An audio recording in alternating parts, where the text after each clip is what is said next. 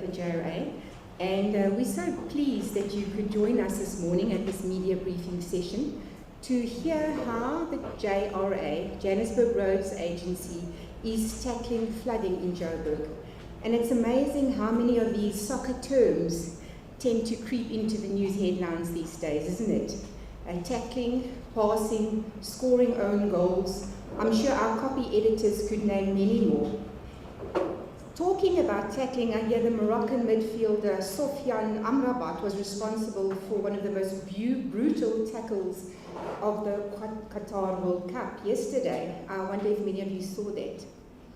Well, at JRA, our tackles aren't brutal, but we are very serious about keeping our roads drivable, accessible, and ensuring our residents are safe. I'm now going to hand over to the JRA Acting CEO, Louis Nell, who will do the welcoming address. Thank you, Louis.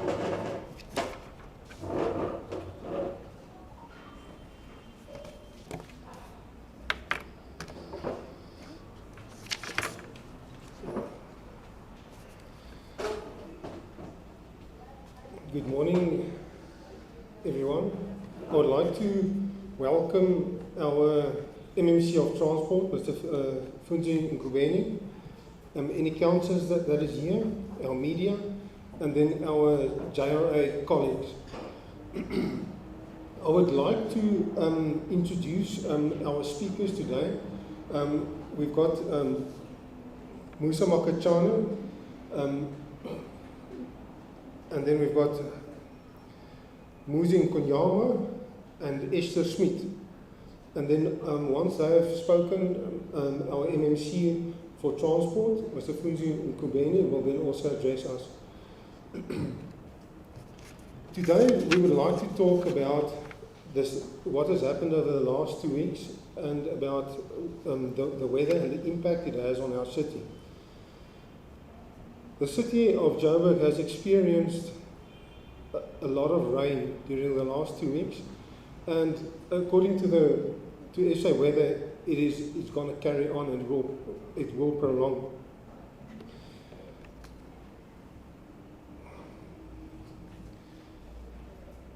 The weather patterns is quite vigorous, it's unfriendly, and it's quite damaging to our infrastructure, and it's quite devastating to livelihoods. We have seen various vehicles submerged into water. We've seen people trapped on rooftops. We've seen collapsed walls. We've seen shacks and houses decimated, leaving very little to salvage. Our road infrastructure has hit equally as hard with the heavy rains. We've had several places where the tar has actually been lifted, pavements being flooded, and then debris being strewn over the road, as well as bridges that is actually washed away. And this causes serious issues with mobility throughout the city, and then as well as into residential areas. Now, I would like to talk to what does JRA do proactively when it comes to weather and the management of these services. We actually start well before the rainy season, even in winter, whereby we start to open up and we're clearing our curb inlets, our drainage water, our water inlet systems into our stormwater systems, and then as well as we look at some of the bridges, clearing the piping and so forth underneath the bridges in order to make sure that the water, when these rainy seasons comes, that our waterways are clear. This preparations cost the city quite a bit of money, as well as going into a period of this where we've got exuberant rain. It costs money to actually have this done and to sort this out. That is why it's important when we listen to some of the speakers as to how we as public also have the responsibility in not throwing things into our water streams, into our waterways, as I mean, I just would like to mention one instance where we've actually dug out engine parts and stuff in our waterways. Now, Musa will talk more about our stormwater management systems. Then after that, Musa Konyane will brief us on our regional traffic operation teams and how we tackle the flooding in our city and what is currently being done with regards to our bridges and our road infrastructure. The city has also established a joint operations committee and looking at the situation now. They comprise of our disaster management guys, Joburg Metro Police, as well as our emergency city, and then JRA also forms part of the JOC. Now the idea is that the Joint Operations Committee deals with the situation on hand immediately and onto a day-to-day basis. Then we're going to have Esther Smit, our traffic engineer, to speak to us about safety as that affects traffic signals, our traffic network, and to give a bit of reasoning behind how we should react in the situation, in our current situation as being a road user. Then the JRA would like to urge all road users to be extra cautious in the season, and then when we go out onto the roads to actually look at the traffic reports, and then also when you encounter a flooded road, not to try and go through the flooded road and not try and measure how deep the water is, and then rather to avoid flooded road conditions in order to be safe. After our speakers have completed their session, as well as our main speaker, Mr. Funzi Nkubeni, we will also allow the media then to ask some questions. Thank you very much. At this point in time, I would like to ask Musa to talk and to present.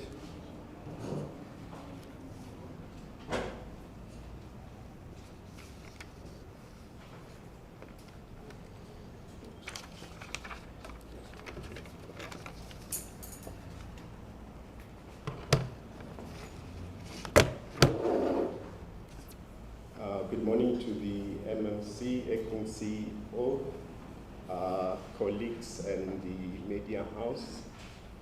My name is Musa Kajani. I'm the head of infrastructure planning. My talk is basically on stormwater and the management thereof. That is the content that I'll be taking the colleagues through. Obviously highlighting issues on project life cycle, urban stormwater management, or the composition thereof, the effects of pre and post development on flood lines, and so on and so forth. If we were to go to the next slide on the project life cycle, I felt it is important that colleagues should understand how projects roll out, because perhaps to dispel the myth that you can have a project today or in 2-3 months you are on site. It's sometimes hardly the case. In our space, we are guided by the Engineering Council of South Africa. They issue the guidelines in terms of how projects should be rolled out and the expected outcomes thereof. Again, the National Treasury has issued the local government framework on infrastructure procurement and delivery management, which also aligns to what the Engineering Council guides dictate.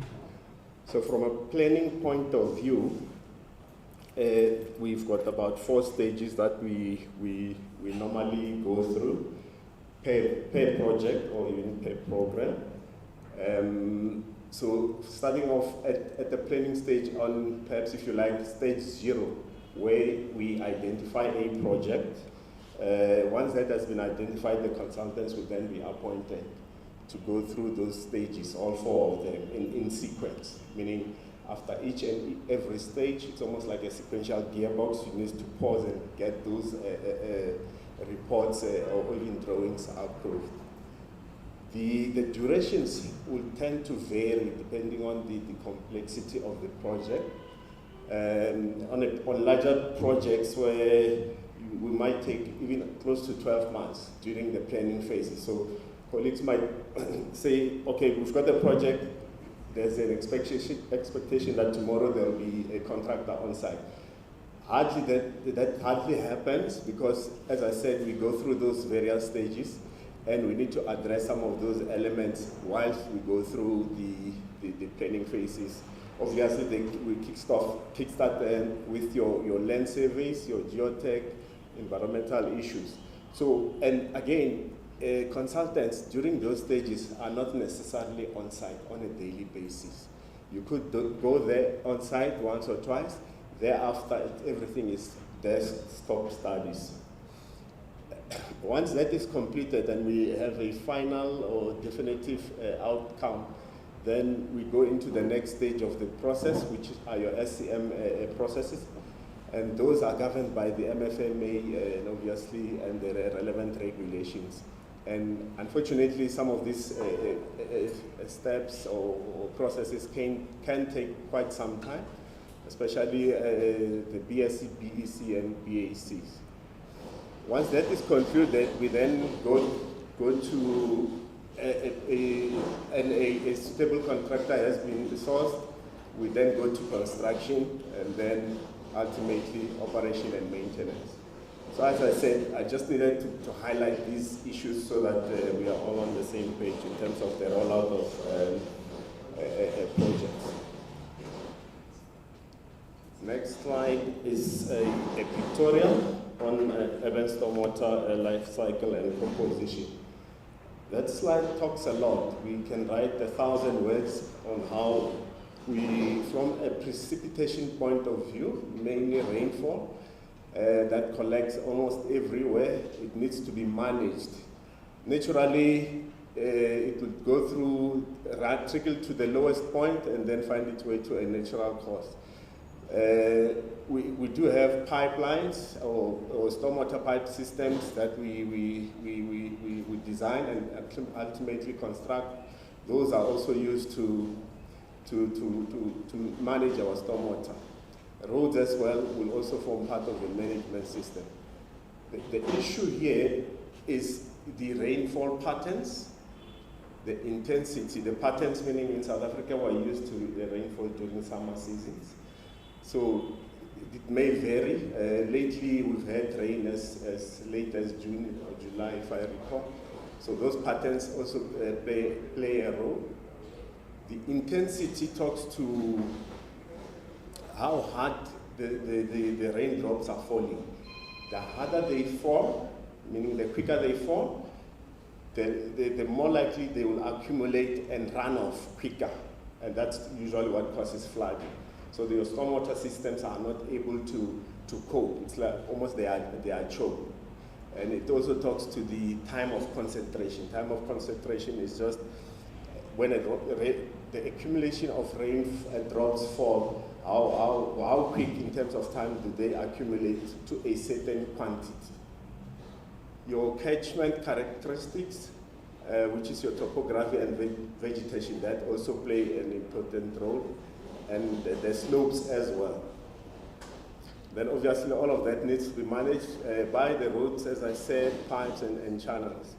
And then ultimately going into our rivers or tributaries or streams, and in some instances attenuated or holding areas being dams and the like. Next slide. In this slide, what I wanted to depict was depict was a case where a raindrop that is falling, say for instance, at the highest point, will ultimately find its way there, at the lowest point, whether it's a river or a stream or a dam. There's a correlation between development and the effects on flood lines and obviously flooding. So pre-development, you could find that we talk of flood lines, which are just a ratio, 1 in 10, 20, up to 100, and those are in years. So the highest being your 1 in 100, which by law, any development should not go beyond that. So in a setup where there's no development, that flood line will sit at a certain height, but post-development that will change due to the effects of runoff. The quicker it runs, the stormwater runs off, it has an impact on the flood lines as well. So your hard surfaces, which we have plenty of in Joburg, and obviously which we need to manage via our stormwater, has an effect on the flood line. You will note in subsequent slides some of the issues dealing with developments beyond the flood line. Okay, next slide. I've already spoken to the rain patterns. We also face issues of urbanization or densification, which also has an impact on our stormwater systems. Densification and urbanization will then talk to, you've created more hard surfaces, if you like, and then that will impact on your runoffs, as opposed to a green field where there's chance for a drop of water to penetrate the earth and ultimately into our aquifers. I've also spoken to the rivers and dams. There is a section where we'll deal with the dams, and I'll show you some of the examples. Next slide. This is the situation that we are facing currently in terms of flooding, where our stormwater systems are no longer coping due to urbanization and densification. And obviously that has an impact on our stormwater systems. From a planning point of view, we need to take care of those, because then our road infrastructure and any other infrastructure are at risk. Next slide. We then look at some of the challenges that we find in our stormwater systems. The majority revolves around littering, which then clogs up our cap inlets or our intake points, and ultimately that will then result in a clogged up stormwater system.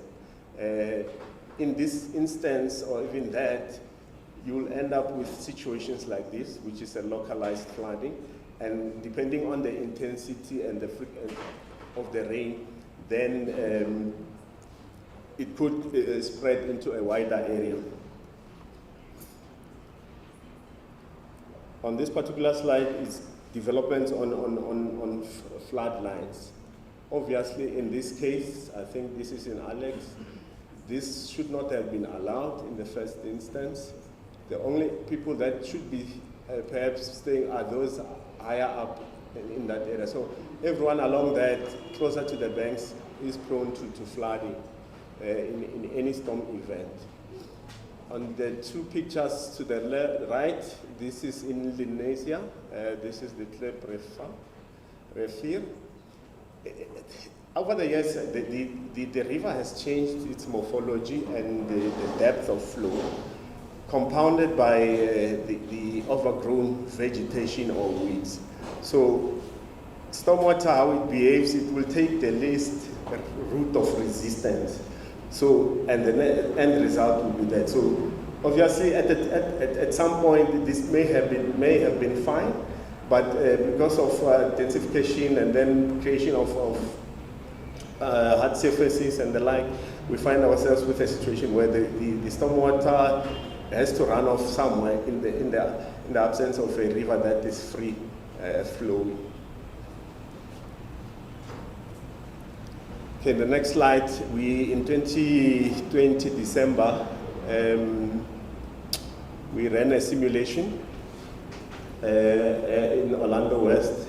There was a challenge where two streets were flooding, Toka at the bottom left and Mtipa mid-center. It has been a challenge over the years. I think it dates back to even 2020, where even then there was a talk of relocation of those households. So, but currently what we've done is we do have short-term, long-term, and mid-term and long-term plans to deal with those. Short-term, and in actual fact there is a task team that is led by the city's coup office that's dealing with this. We, at the moment, in terms of short-term plans, especially at at Toka Strait, there is a sluice gate and a BAM system that has been constructed to deal with those. Obviously, now and again, those systems are clogged up and we have to do maintenance on them. Short term, we are currently running a localized stormwater master plan in that area so that we can provide the necessary infrastructure just to deal with the overflow into those properties. Long term, the Department of Water and Sanitation has appointed a service provider in Velo, riverine restoration, just to desil some of the silt that is along the Klip Refier. But that process might take some time. In the last communication that we had with them, as well as the city, there is an issue on budget and who needs to fund it. But those are some discussions that we need to have at other levels. Again, maybe just to indicate over the years, if you go back in time in terms of looking at the satellite imagery, the morphology of this river changed. It never used to flow very close to those properties. Perhaps it's something maybe that needs to be looked at. The other day I remarked that one of the issues would be perhaps that the silt obviously would be the first step. The next step would be maybe to put a channel through here because it has an impact on the BRT lanes as you go further up. On the next slide is just some of the bridges that we encounter challenges on. These are low-level bridges. They were designed as such.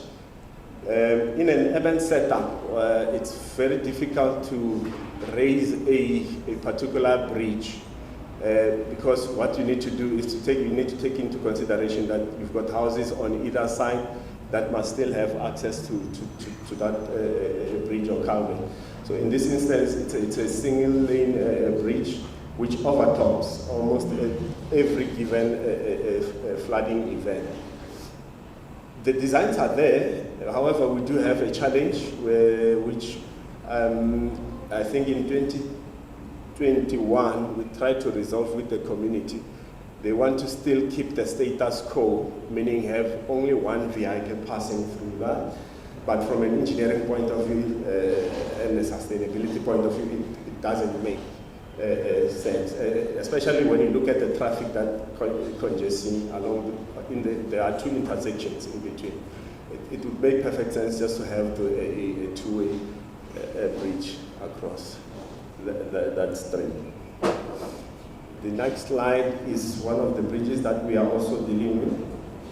It's in Batlu, it's also a low-level bridge,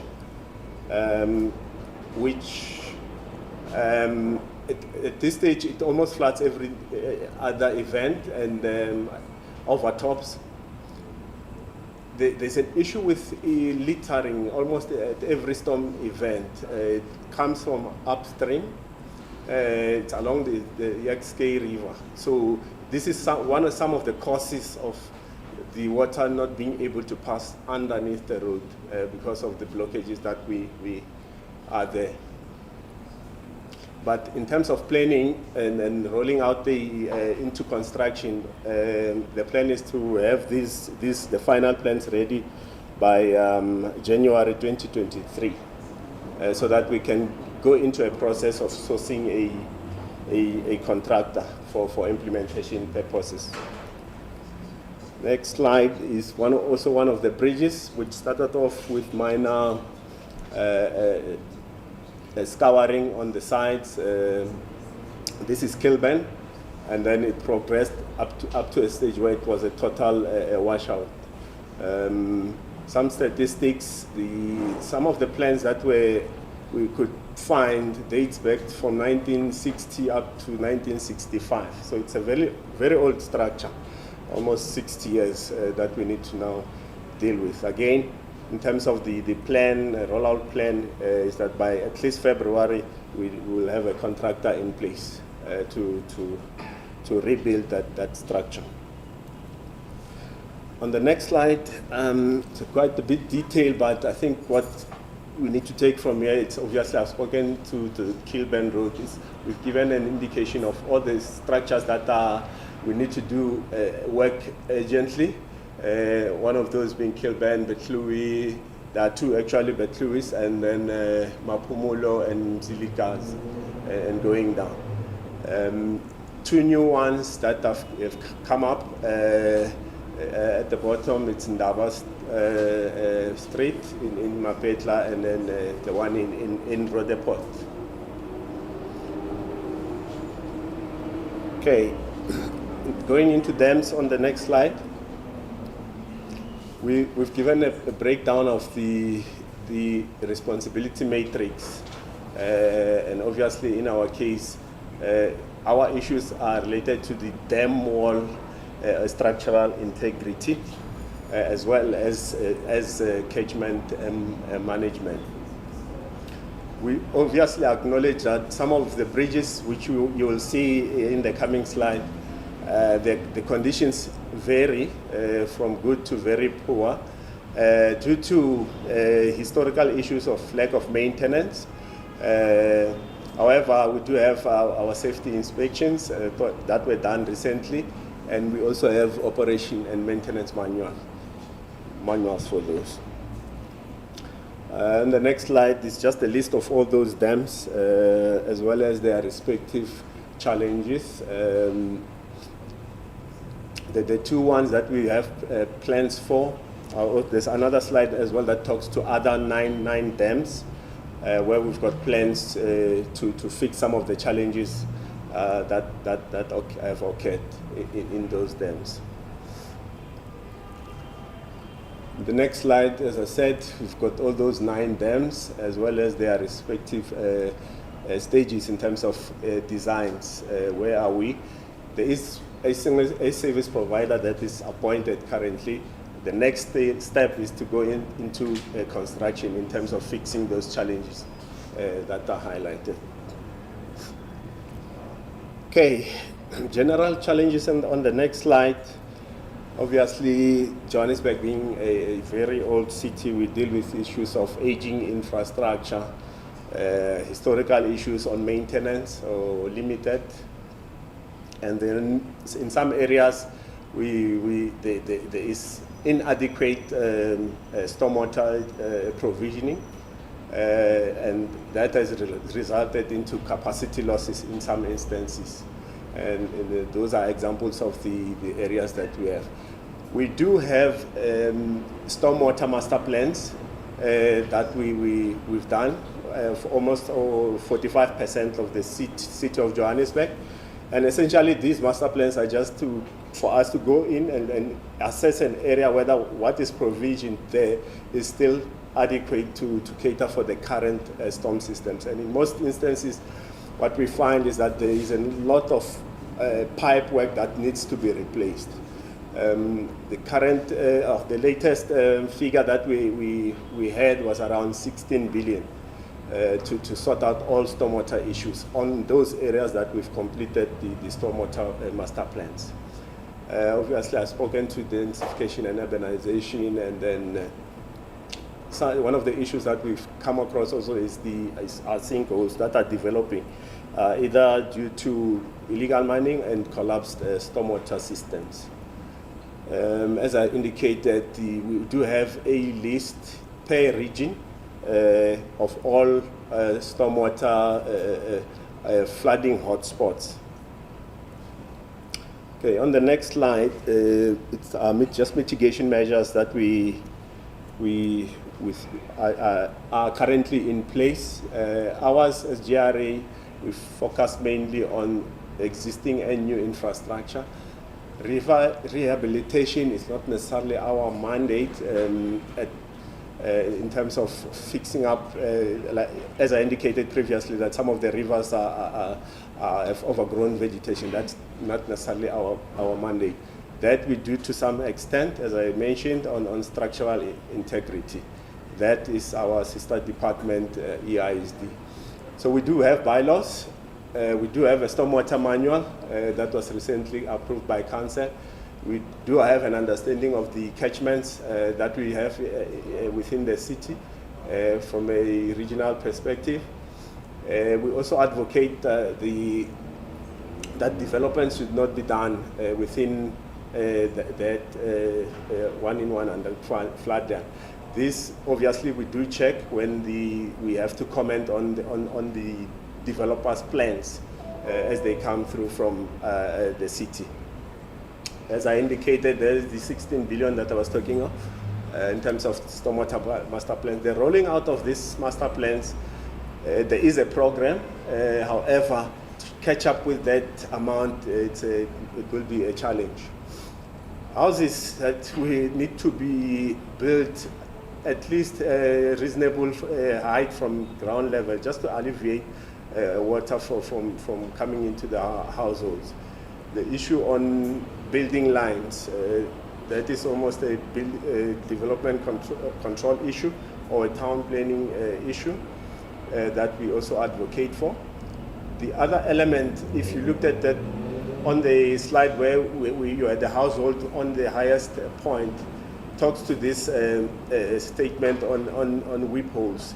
A majority of the houses have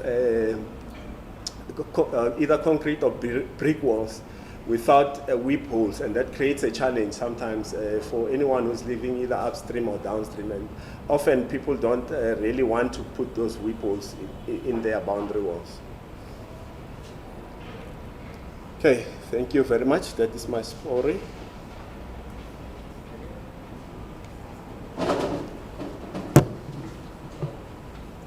Thank you very much, Musa. So now we've heard about JRA's stormwater management and the plans that we have to deal with it. We're going to move on to road infrastructure and flooding and what our regional operations teams are doing about it. But before we go over to that, I know that we've got a problem with sound at the moment. So I'm going to ask us, we're just going to try something. Everyone who's not media and who's not from the city that needs to be on social media, if you can please just switch off your phones. We're thinking that it's the electronic devices that are causing problems with the speaker system, and we really do need the speaker system. So we're going to try it. Please, it's not just good enough just to put your phone on silent. Please switch it totally off.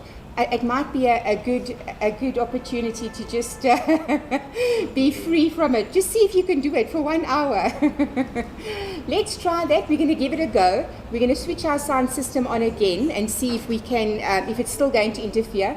If it stops interfering, we will continue. Others, we're going to have to switch it off. But it just means that that our communication is not coming through as strongly as what we would like it. So thank you for that. Right, let's move over now. I'm going to introduce Muzi Wandile Mkonyani, who is our Regional Operations Head of Department here at the JRA. Thank you, Muzi.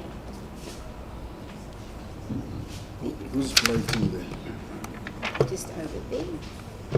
Lucia. Okay. Lucia? Yeah. And you can hold this. Yes, it is.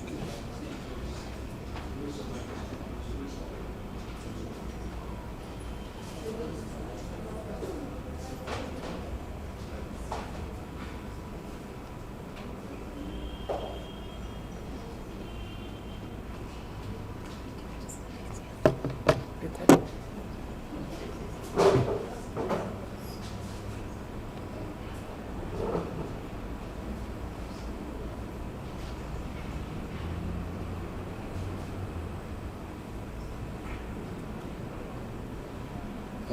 told Lucia is supposed to project. Is it ready?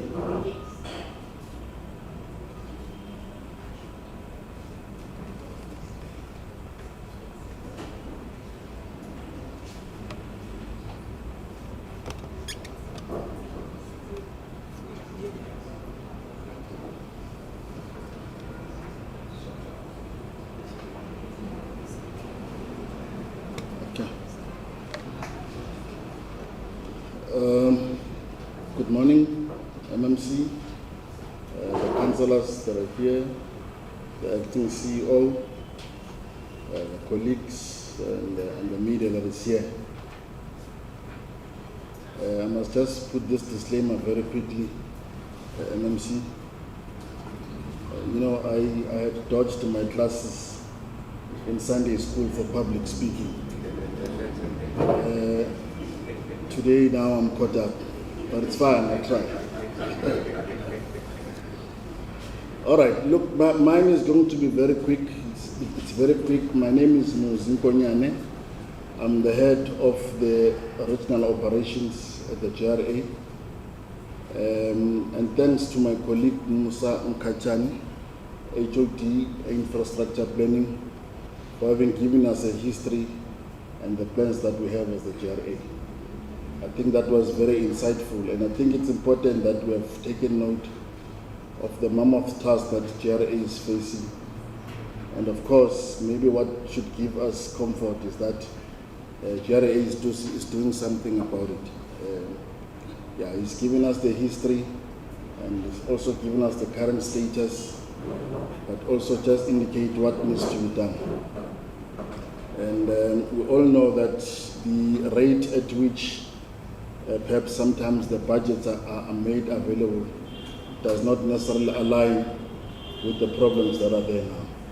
So it requires more often than not that we actually do our prioritization, and we are very, very slack about it, because if we don't do that, then there's bigger challenges. Mine is very easy, because the issue is that how do we then deal with the flooding? Firstly, as you might have heard from my colleague, Mr. Mkachan, is that flooding is not something that can be predetermined. In other words, we don't know when it's going to hit. And although we have many plans within the GRA as well as the city and how we deal with how we try to mitigate this. We've got disaster plans that are there, but the scale at which this happens and the frequency thereof, and we've seen over time now that these things seem to be happening frequently. But look, there's challenges because we can't necessarily plan for them, although we can try to do some of the things in terms of having to mitigate those. But we don't have necessarily the luxury to say when the next storm hits, we'll have all these things that we've spoken about in place. But we try to do as much as we can. Right, the flooding impact has been great. Like I said, mine is going to be very quick. You've had a water engineering course, and it's giving you the history on the hydraulics as well as the hydrology. But I'm just going to speak to the issues of what is happening currently. Yeah, we all know that the storms started on the 9th of December, and they hit us very hard. And unfortunately, we got to a point where we had to run around just trying to find out how we can mitigate this. So the ones that were, we run 7 regions within the department, from regions A to region G, but we also have strategic assets that complement all what we do in the regions, from regions 1 to region F. But the issue is that, we've seen that the most hit in our regions is actually region C, D, E, F, and G. Doesn't mean that the others were not affected, because each day that comes, there's new issues, there's new problems, there's new failures in various areas. So what then happens is that each time we come here, maybe as we live here as well, we'll be told that perhaps there's another bridge that is affected, or there's another road that is being washed away. But the most hits that we've observed over this period from the 9th are these ones. And what has happened in those areas? We've seen collapsed culverts, eroded embankments, washed away roads, and then obviously there's water ingress into the properties of the people. But what is key is also that there's recurring flooding in some of the areas. Like he mentioned that some of the flood lines or floodplains that had been there had moved now up. It's an effect of global warming and climate change. So these flood lines that were there many years ago are not necessarily there now. So that the floodplain keeps changing over time. Okay, next slide. Yeah, look, with all that is happening, obviously we then look what are the challenges that we're faced. We're faced with the raised river levels due to overgrown reeds and silting by mining activities. We've seen in one of the hydraulic modeling that he has done for Soweto to say there's been a raised type of invert level for the river, and that has caused that, and that has meant that the river will overflow. Toka Street is one example, and there's many other like those. So whilst we acknowledge that there's more that we can do with the JRA, but sorry,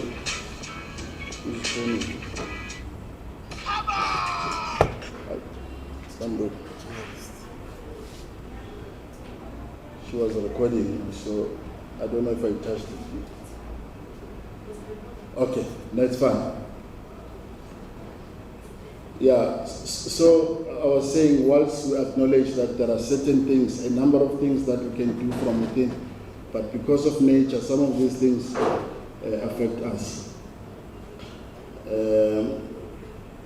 So obviously we've spoken about aging infrastructure, and also for our side, because we are operations in nature, we also have to take into consideration the safety of our teams.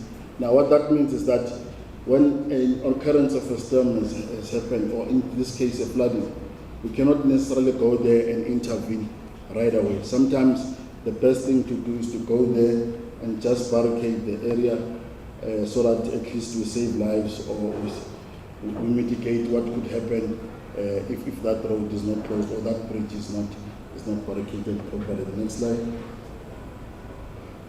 This one was one of the ones that Musa indicated, Kilburn Bridge. In fact, what had happened here is that because the bridge had burst its banks and now water was overflowing, we had realized as well that there could have been an issue with the blockage there. So we decided that we were going to open completely that road so that at least water can flow from one side to the other, because the amount of water that was being caught under the pipe or under the culvert was not necessarily helping, because it was just overtopping. So this is this is a typical situation in most of our bridges. This is one of the extreme ones that we had to close off completely. The next one. Look, we had gone through this. What my colleague from planning did was just to indicate the extent at which some of our bridges need to be rehabilitated. And I think he gave an overview, because we've got a number of bridges, more than 700 of them. But what we indicate here are those that have been affected due to the flooding. So you can just see in Region C, we've got a number of them, quite a number of them that are affected, that SGRA we needed to go and intervene immediately. And like I said earlier, intervention sometimes is just to close off the bridge. The next one, this is one of the regions that is affected mostly, Region C. And then Region D. Region T is primarily in Soweto, and I think it's one of those that are affected very, very, very much. So we'll keep receiving some of the of the bridge failures and road failures and all sorts of things like this. So it's quite a challenge. The next one is, and this list I put it in here deliberately because as we were compiling the list of what was there in Region T about 3 days ago, we received this as well, just to indicate that there's been a problem in all those roads that we need to go back there just after the floods to go back and fix. So it's just to indicate the extent of the problem. Today you've got this, the next day it's something else. Next please. Yeah, Region E, it looks like it's not really affected now, but from what we get, perhaps maybe once we start taking stock of everything that has happened, we'll realize that it is also affected. In Region F, yeah, Region F is where we are now, and includes the CBD. We know the problems that are here, so these are the bridges and streets and roads that are affected. The next one. Yeah, Region G as well. Region G is where Indonesia is. We know what had happened. It's all over social media, and we know it's also the same thing that my colleague spoke about, where even as you put in your stormwater system, the stormwater system is not sufficient because there was a lot of backflow. There's a stormwater system. In fact, some of the water was flowing into the river stream, but it had to backflow because of one of the things that I had mentioned. So there couldn't be much that we can do at the moment, and those are ones. It's just one of the areas that under planning we are earmarking for stormwater master planning, and as well as some kind of intervention there. The next one. And for us, I think it's important that we have training. Remember, this is not a normal occurrence. It doesn't happen every day. So it means we have to double up our effort. But how do we do it? We have to increase maybe or double or even triple our resources. But sometimes there's not enough because this is an occurrence that happens once, maybe after 2 years or 3 years. So it means we don't have enough machinery to be able to do some of the things. Although we try, I mean, for instance, on our proactive maintenance, what we try to do within any financial year is try and get to these hotspots at least once in a year or twice in a year, so that we are able to unblock where there's blockages. So we don't have enough in terms of machinery. So we had hoped that through the processes that are currently underway within the city and disaster, we had hoped that we were going to get some kind of funding to be able to augment our fleet in terms of responding to those. We need about 4.5 million there. If we can get that, we're quite certain that at least we'll be able to respond to some of these things. But we're not sitting, we still go there and try to do as much as we can with what we've got. The signs and barricading, obviously, with this number of defects and failures in our bridges and roads, and some of our roads have to be closed, but we don't have enough in terms of signage, so that we are able to close off every road in accordance with the traffic management plan, which my colleague Esther is going to speak to. And then we also did some kind of calculation in terms of what we're going to need in terms of recovery. For instance, these roads, we're not expecting them, or these bridges, we're not expecting to be closed maybe until we get money. There must be, after the flooding, there must be a plan for us to say, at least let's get into a level of service where these roads and bridges at least can be used.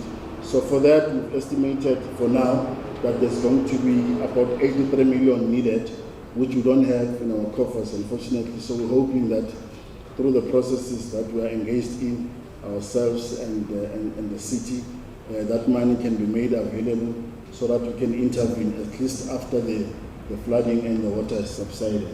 So, but we anticipate, these are just for now. We are continuing in terms of assessments, and we anticipate that these may actually go up to 150 million. So these are just the estimates of what is there now, but we anticipate that could almost double. So we seek some kind of assistance from the city or whoever can come, even from the province. The next one. Well, here is just the indication of what we are doing from within here as GRA. The next one. No, the next one. All right.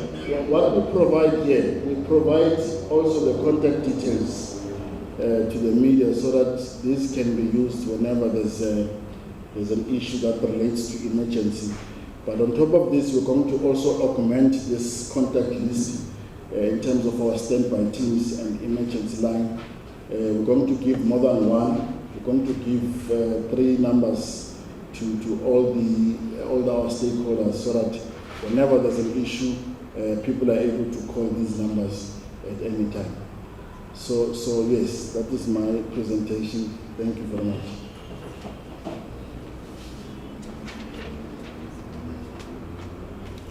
Thank you very much, Muzi, and thanks, colleague. Thank you, everyone. It seems like our system is now working well.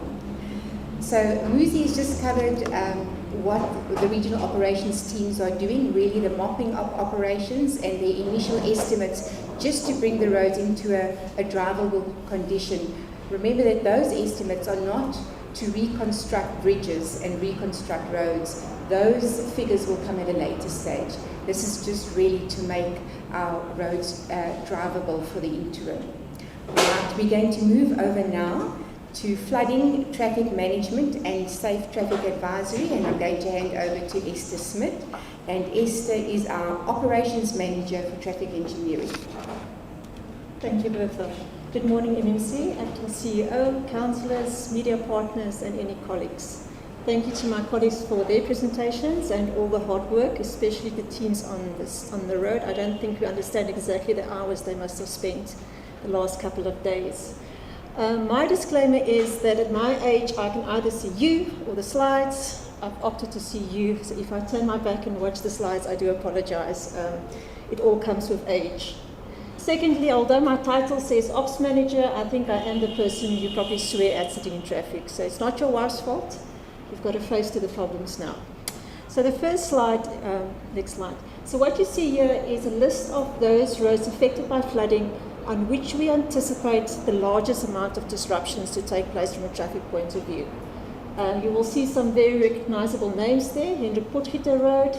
We all know about the congestion that's been caused there right now. And then there's roads associated with bridge collapses in Protea, Naledi, Jumfashire, Graskop and Main Reef Road. Next slide. This is just for those not so familiar with Joburg, where those locations are, mostly on the western side and towards the south, where you see Pakau and Adaba Street, and the rest is mostly in Regency up between Hendrik Potgieter, which is slightly hidden there on top, down to Main Reef Road. Next slide. So what we've done so far is that we've done what we call accommodation of traffic plans. Those are plans, firstly, to secure the site, and secondly, to assist motorists in redirecting them to appropriate roads. The signage that you will see starting to roll out, they're all standard signs. If you have a valid driver's license, you should be able to understand them. But I think the message we like to get across is please don't remove those signs. We ask the residents, the motorists, we know you're frustrated, we know it causes delay, but the signs are there for purpose and they're there for your own safety.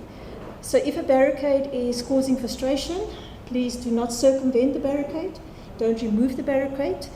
There is an actual road that's collapsed behind that point, and if you do proceed travelling along there, you put your own life at risk. So we really urge people to respect the signage and adjust their driving behaviour accordingly. Next slide. So what do we do as a motorist when you do find yourself stuck? Obviously the best advice when it rains, try not to drive, but if you have to drive, just be cautious that even if you can't see it, the road or the bridge underneath the water could be washed away. So best is to turn around or to wait. If you see the car in front of you safely proceeding, doesn't mean you're going to safely proceed. We all have different cars and we all have different driving abilities. Always keep your headlights on, drive to the conditions. The speed limit is not there for a target, so even if it says 60 and it rains, please reduce your speed. Allow for extra room to the car ahead of you, and lastly, if you do get stuck, please remember to put your hazard lights on. Next slide. As I said, we all know what's happening at Hendrik Potgieter right now, and one of the things that unfortunately happens during diversions is, like any human being, we try and find the quickest way around a diversion. And in this case, the quickest way, unfortunately, is through a residential area. So what we're trying to tell to motorists out there is that please try and avoid the residential areas, especially if you're driving heavy vehicles. These roads are not designed to carry heavy traffic volumes, and with their turning radiuses, they can't accommodate every size of vehicle. So we ask you to please stick to what we call the main roads. More easily go onto Google Maps, they like the yellow roads on your Google Maps. Please try and stick to those. They've got far more capacity to deal with the diversions than your local streets. The next slide is just a picture of what happened yesterday. So this is on a street called Stadicky Street. And they were trying to obviously divert away from Hendrik Potgieter and then got stuck trying to navigate a very tiny residential circle. And it took about 4 hours to get that truck out of there. So we really urge motorists to be cautious where they take and take routes that are more appropriate in terms of traffic conditions. Next slide. So apart from the flooding that has been causing problems in the city, when it comes to the festive season, I think a lot of the media focus is on those people leaving Johannesburg, traveling to Cape Town, traveling to Durban, but that doesn't mean that Joburg is free of accidents over December. And we all still have, unfortunately, our own safety problems that we face with. So on average, over the month of December, we can have up to 2,500 crashes. That's anything from a very light bumper bash to, unfortunately, a fatal accident. That can go up to about 3,000 crashes in January. In a normal month, we normally had about 3,500 crashes. So the situation is still severe over the festive season in Johannesburg, and people should please take safety as a precaution. Of those, approximately 20 can result in fatalities. Pedestrians is still our biggest concern when it comes to fatal accidents and contribute to more than 40% of all our fatalities.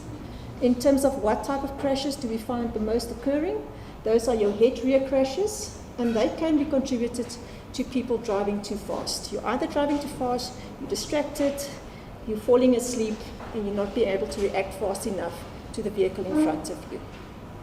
Next slide. When do we find our most fatal crashes over the festive season?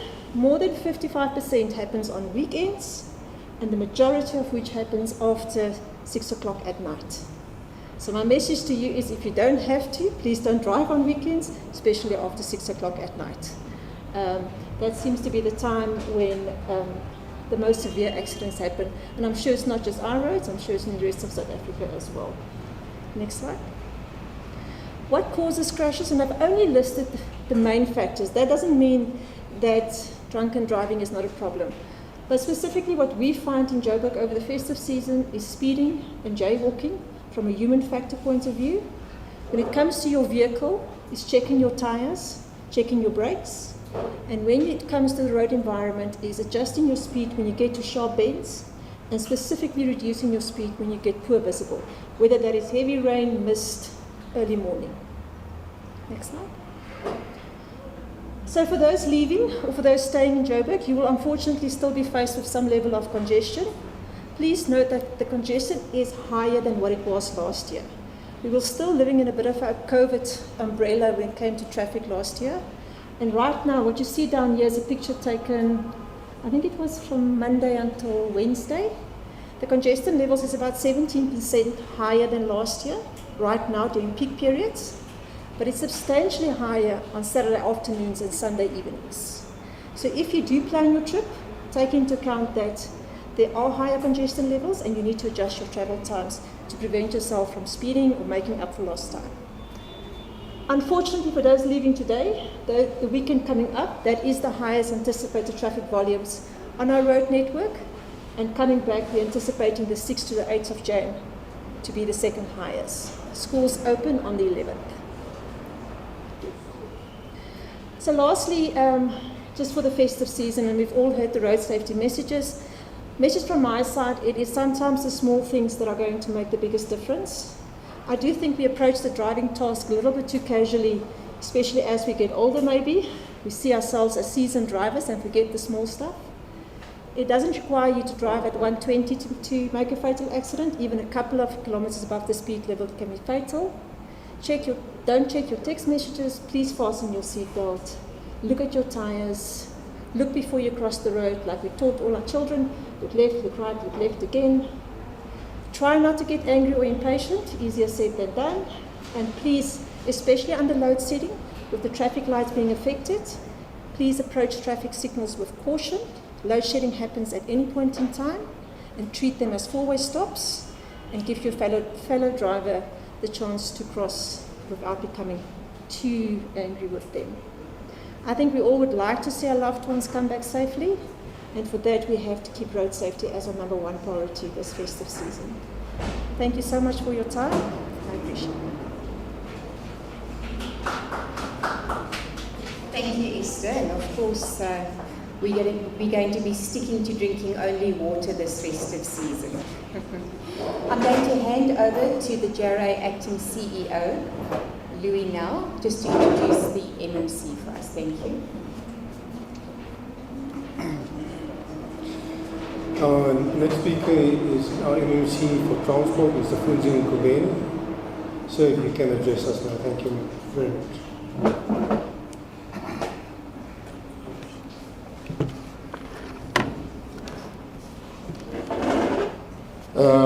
Thank you very much, Acting CEO, the Program Director, Beta as well. Let me greet all the HODs of JRA who are here with us, the officials of JRA from here, the hot office, and in the regions. All of you, you are welcome, and it's good to see you. In a relaxed mood, not on the ground and stressed. At least today you are sitting down, you are listening to other people talking when, in most cases you are the one on the ground doing excellent work there. Let me acknowledge the media that is here. Thank you very much for affording this opportunity to outline what has been happening with the challenges that the residents of Johannesburg have experienced in the last few weeks. I'm sure you will have seen on your program that we were supposed to have someone from the South African Weather Services as the first speaker, but unfortunately, as Beta informed me this morning, they couldn't join us, because we would have wanted to hear from them what we must anticipate in the next few days. But I'm sure some of us have already checked our Google weather forecast, and we know that there is anticipation for rain even this coming weekend, starting from tomorrow. We know that in various areas in the regions that the colleagues have highlighted, the work of reallocating people or relocating people to safer areas has started, with housing or department, both local here and the provincial housing and national housing department leading in that front. But what the colleagues have outlined here, it's where these things originate in terms of planning and where it comes to proactive maintenance, ensuring that as we go into the rainy season that we at least have done our maintenance as much as we could, and also how we respond to these matters as they arise. So the colleagues have taken us through all that. But the most important part that I think some of the colleagues raised is the issue of the aging infrastructure.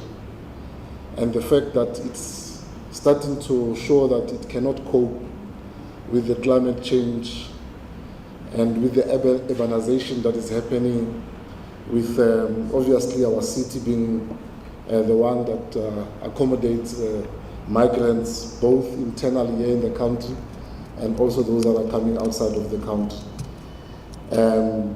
So our aging infrastructure is clearly not coping. I remember acting CEO in 2017 when there was a study that was conducted by JRA. That time I was not in this department. But in that study, the road conditions study and the bridges were assessed, the dams were assessed, and even the traffic lights in terms of how that infrastructure is coping. I think it started to show us, those that were in government that time, that we really need to start investing in this infrastructure to firstly maintain what we have, which is still in good condition, but also to start rebuilding the one that is crumbling down. At that time, I remember the percentage of bridges which were in very good condition and in good condition. That category, it's only about 6% of our bridges in Johannesburg. It's a scary percentage if you look at it, because we do have close to about 905 bridges in Johannesburg. But it means close to about 800 of those bridges, we drive over them or we drive under them at our own risk, because they are not in good condition or in very good condition. They are in poor and very poor condition. Similarly, even our roads, the network of 13,000 something kilometers that we have, majority of them, I think last time I checked, it was about less than 30% of them are in good condition. So we have a huge challenge in terms of our infrastructure, and that is why, colleagues, we always try to motivate for projects to be unleashed in areas especially that have been neglected in the past. You will know, for example, that in places like Loli, in Drizik, in Orange Farm, Deep Slot, Slovoville, there are projects that are underway there in terms of gravel roads and stormwater projects, which the aim is to really improve mobility of our residents and the safety of motorists as they go about their own businesses. So we need to make sure that we continue to do so. I think one of the resources that we don't have in the city, I think all of us now are fully aware of, is the financial resources. The city is not in good state in terms of our finances, and this is not going to be resolved overnight. It's compounded by an instability in council, where some of us are operating, where we find that even issues like the bonds that's supposed to augment the revenue that we collect as a city doesn't get to be approved in council because of this instability. It's a challenge which this administration needs to make sure that we overcome. As we go into our holidays, and some of you will be traveling and going into your respective homelands, you will actually see on your way there, and even if you arrive in your homelands or in your elalini, apaya, emakaya, you'll find that the roads there are even worse than what you find here. So across the country, there's a challenge of infrastructure that has not firstly been maintained, but that has not been rejuvenated or rebuilt for a very long time. So we need these resources, we need this money that we can get so that we can be able to do the work. But once we have it, we need to use it efficiently. We need to ensure that it doesn't go into wrong hands, but it goes into ensuring that the services reach the residents that they so require. So I want to thank the presenters that came. Thank you very much, colleagues, for your presentation. Very informative, and it really clears a lot of perceptions and misunderstanding of how things work in this environment. We know that the challenges are many, and we know, as Muzi was pointing out, the resources are very limited. But as the Office of the MMC of Transport, we are committed to support the acting CEO and the team in ensuring that whatever that blockages that arise, if they can be resolved, we will be the first to jump in and try to assist to resolve them. So thank you very much. I think at this point, handing over to Bertha, we will be able to then engage with the media to take some of the questions. Thank you so much once again. Much appreciated. Thank you. Thank you very much, MC, and thank you very much to our panel of speakers for their interesting presentations today. So right now we're going to get to some questions which the media has. I think we're going to ask the panel just to remain where you are. We've got one microphone and I'm going to bring it to you where you are sitting and you can respond there. Also, just for the media to know that there will be an opportunity when we are done for one-on-one interviews. So now's the time for questions. If there's any questions now. Yes, ma'am. Hi, my name is Nozinto Mia from City of Joburg. I just wanted clarity around the proposed amount of money that's needed to repair the areas. How much is it? Is it 150 million or is it 80 million, and which areas will be prioritized? Okay, I'm going to hand over to the CEO to respond. In order to answer that question, that is at this point an assessment, and we're actually appointed engineers to actually go out and get the actual damage report, and that is why we are sitting at this point in time. That first table of 83 million has actually already increased as there is other equipment needed, so we close to about 120 million at this point in time. After a proper damage assessment is done, the final figure will be made. Thank you very much. Sorry, while you have the mic, just for clarity on that, it's for what's of my eyewitness news. So this is 120 mil also for which areas and for what? Is it just for the roads? And for which areas specifically are earmarking in the short to medium term? This funding is specifically for the areas that has had the flood damages in the last 2 weeks. So, and I think the museum has also elaborated on which regions they are, and then also we have also provided a list of some of the bridges or of all of the bridges that we know of at this current point in time. I'm also saying is that the amount can actually increase because we've even yesterday we had some bridges collapsing, and it can still carry on. We don't know what the extent of the damage is currently. Thank you. Are there any more questions? Right, we're going to close up and then you're welcome to approach us for the one-on-one interviews. Thank you very much, everyone, for your attendance. Thank you. Thank you.